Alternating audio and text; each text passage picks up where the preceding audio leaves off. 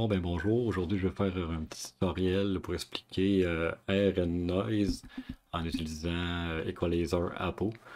Donc dans le fond, le but de cette application-là, c'est d'enlever les bruits ambiants pour que la communication soit plus claire, là, puis qu'on n'entende pas tous les bruits qu'il y a dans la maison.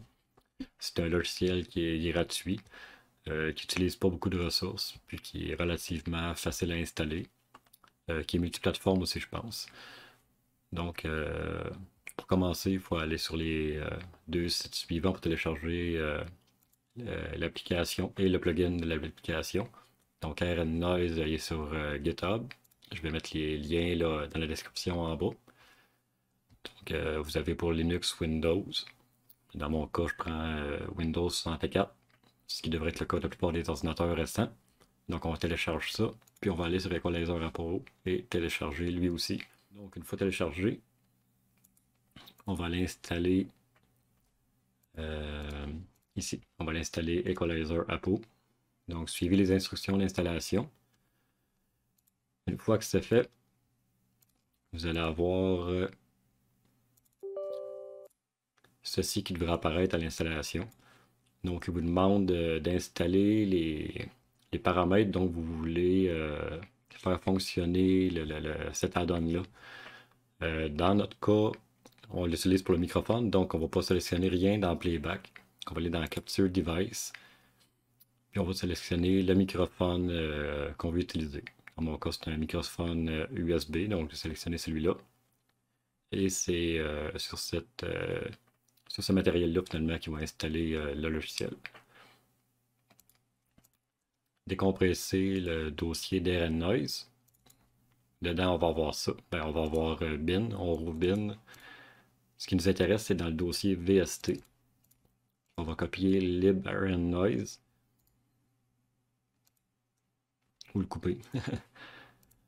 Puis on va amener ça dans notre dossier d'installation d'Equalizer Apo. Donc dans ces programmes, fichiers de programme Equalizer Apo, il y a un dossier qui s'appelle VST Plugin. On met ça dedans. On va aller le coller ici. Une fois que ça c'est fait, on va aller lancer normalement là, dans Equalizer Apo. Ici, vous avez configuration éditeur. On va lancer ça. Sinon, dans le dossier d'installation qui s'appelle éditeur tout simplement.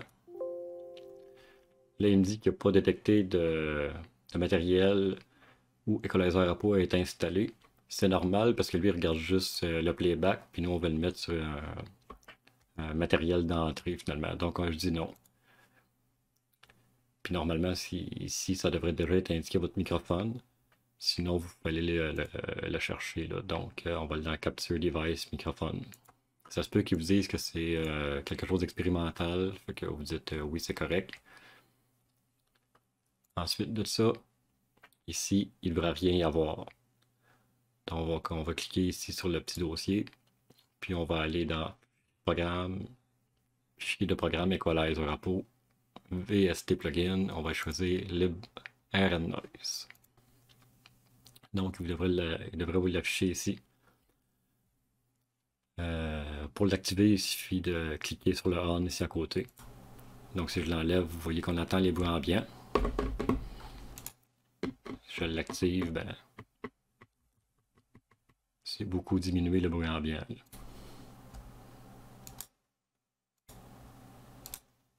Comme j'ai déjà dit dans une autre vidéo, c'est pas parfait, mais c'est quand même une nette amélioration et c'est gratuit et ça prend pas beaucoup de ressources. Donc, le logiciel Equalizer Apo là, peut faire plusieurs choses. Là. Vous pouvez acheter des panneaux comme ça, c'est vraiment comme si vous aviez un gros equalizer matériel. Là. Donc, vous pouvez activer la préamplification. Moi, je l'ai mis à 0, je désactive en fait. Mais, on pourrait mettre plus fort, moins fort. Vous voyez, je contrôle vraiment le microphone. On peut aussi contrôler là, tout l'équalizer du microphone. Donc, on peut jouer sur tous les paramètres ici. Puis on peut rajouter d'autres panneaux aussi. Là. Ici, si on fait plus, là, il y a des contrôles, des filtres. En tout cas, il y a vraiment plusieurs options. Moi, je les utilise seulement que pour les BRN Noise présentement. Donc, une fois que tout ça est fait, on va sauvegarder notre configuration. Et c'est tout. On éteint ce logiciel-là, il devra repartir automatiquement à chaque redémarrage d'ordinateur et fonctionner en arrière-plan. On le voit pas nulle part. Si vous voulez faire des modifications, il faut aller dans le Editor.